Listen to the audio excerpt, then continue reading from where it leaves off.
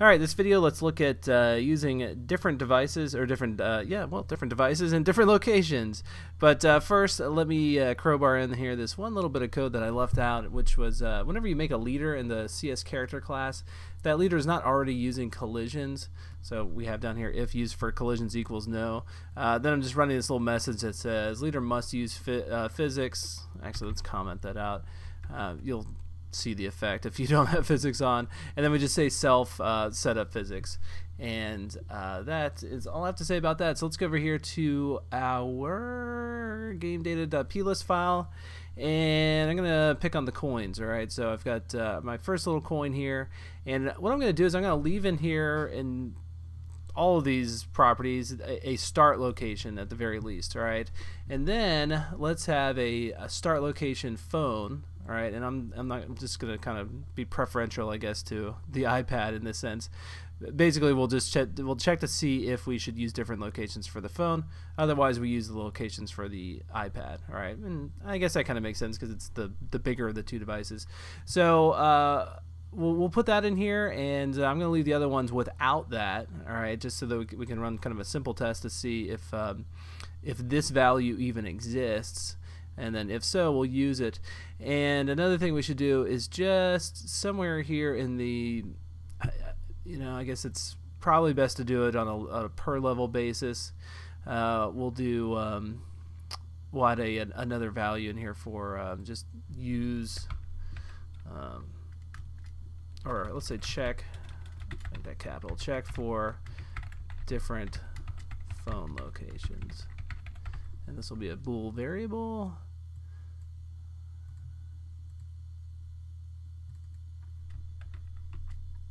And this way too, because our booleans are going to be set to no, if you left this out of one of your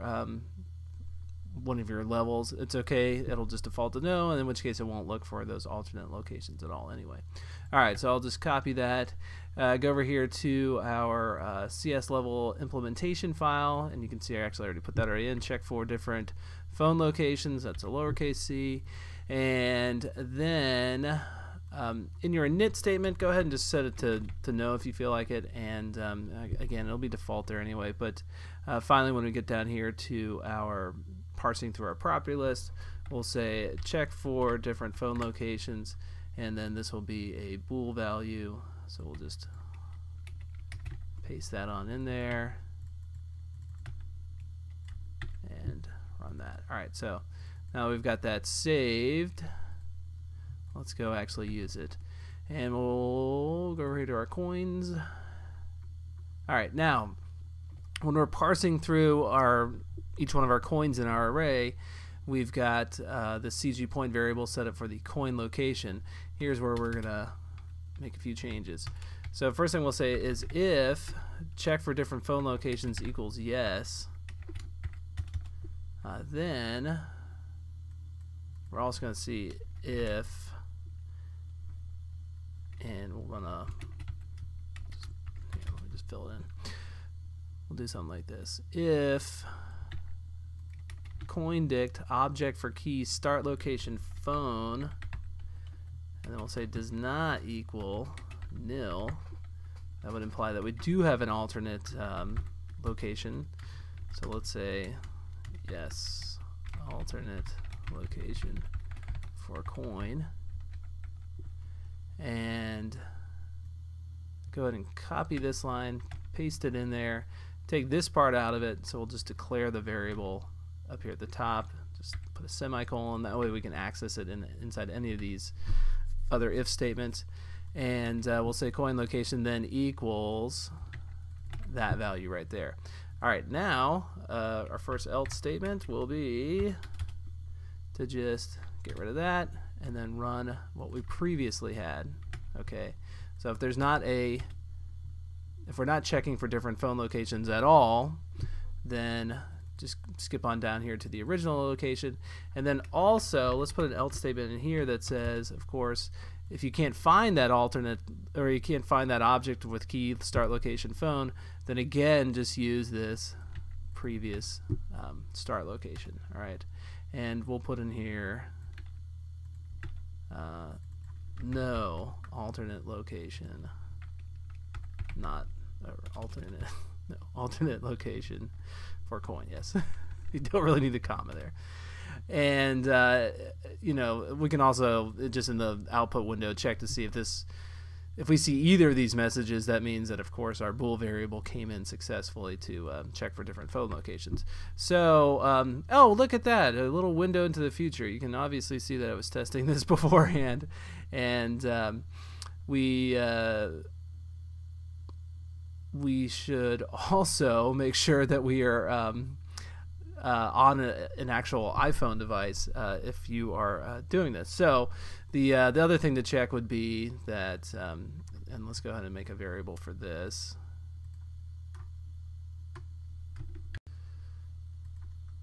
Right, bool is device phone. So we'll just have that set to yes if it does equal the phone.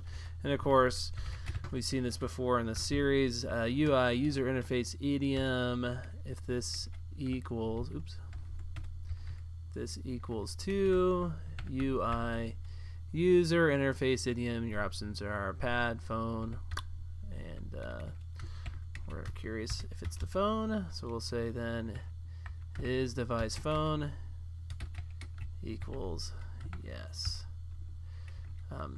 And then just feel free to throw in the alternate there. By default, it's going to be no anyway, but if you just want to be sure, there you go. And then now back down to our coins. Well, actually, there's a couple ways we could do this. We could come down here and just say that, where did we set up?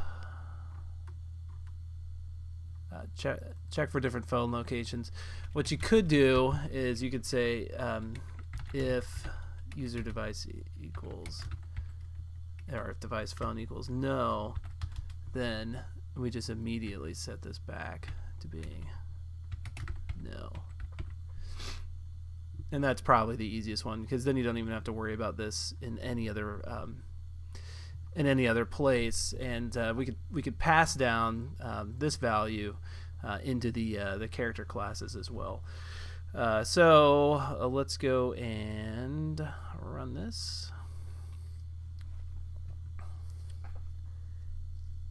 And of course, I am testing on the phone. Actually, I'm testing on my actual phone right now, so you're not going to see anything other than what shows up in the output window. But that'll be enough to tell us if we're on the right track or not. So let's see. Yes, alternate location for coin, and then no and no. All right, so that's actually correct because I only have that one possible value in there. And then let's just run this again really quick with the iPad simulator to see if we see any of these messages at all. We shouldn't, because again, if we come down here, when we set up our coins, this should be set to no, and it'll just skip on down to this part, which we'll ignore either of those two messages and proceed as normal. And then we'll look at passing this into the character class as well. The coin was obviously the easier of the two, because remember, with our character class, we're passing in an entire dictionary of items. So without kind of going in and altering the dictionary beforehand, what we'll do is we'll just make a bool variable inside the character class as well. Okay, so there we go, and sure enough, we're not seeing any log messages in there, so that's good.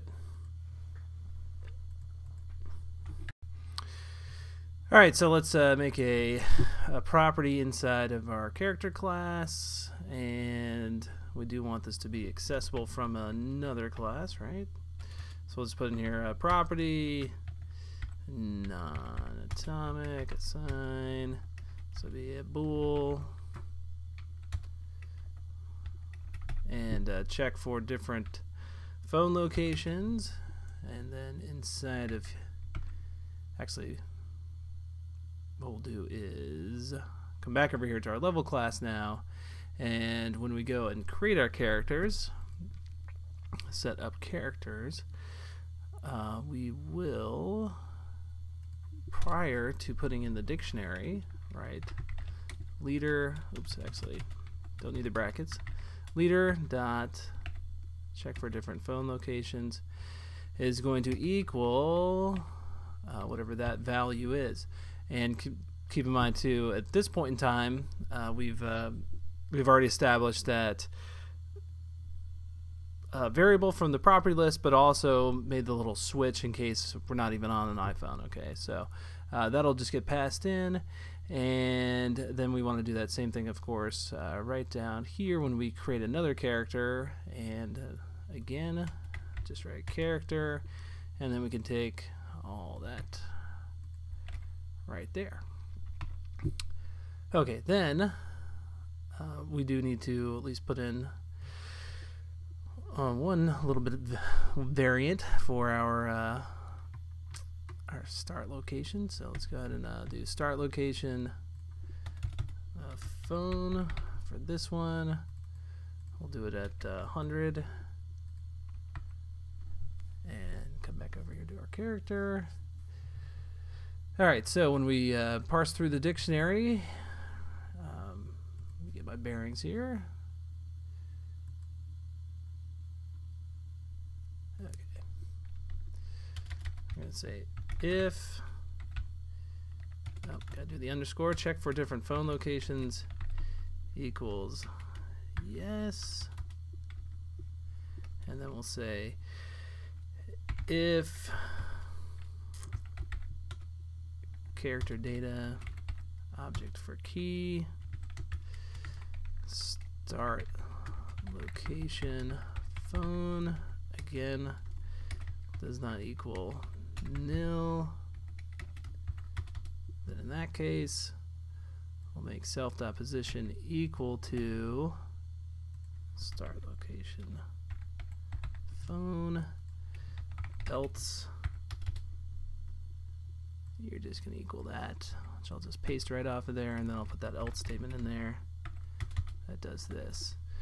Okay, and just again, so we're sure that we're putting in here the right locations, we'll say yes, character needs or has alternate phone location, and no, character does not have alternate phone location. Alright, now let's give that a shot. Switch this back over here to one of the phones.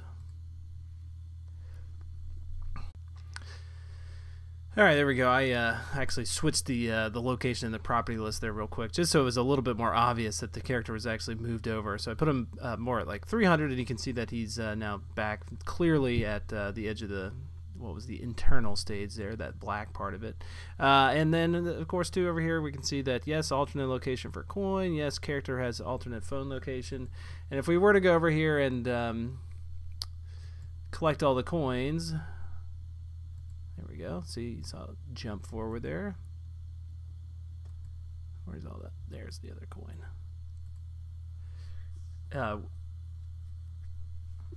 Then when we let's see.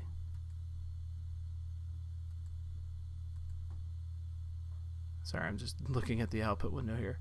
When we, oh yeah, I'm looking at the bottom of it. This time around we don't see any of those messages, and why is that? Well, it's because our game data .plist only has in the check for different phone locations for the very first level. And you know, when you guys are kind of tooling this up, you might want to move this out of here and make this kind of a global variable for every single level. Of course, that's not too hard. Just change the way you parse the property list. But you know, I think it's probably just as good of an idea to leave it in there on a per level basis. Just to, you know, if you make a level that you find was completely independent of the device, which we've kind of been doing so far, then you can set that to no on a per level basis. And of course, too, don't forget that your images, like for example these coins and things like that, this is set to universal right now, but you can go over here and say you can add in one specifically for the iPhone, iPhone 4-inch, iPad.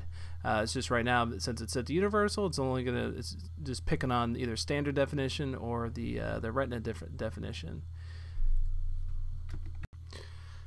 Okay, so even this video got to be a little bit long, so I keep saying this will be it, but I've got one more, and we'll talk about globally resizing everything because, well, I'll tell you why when we come back.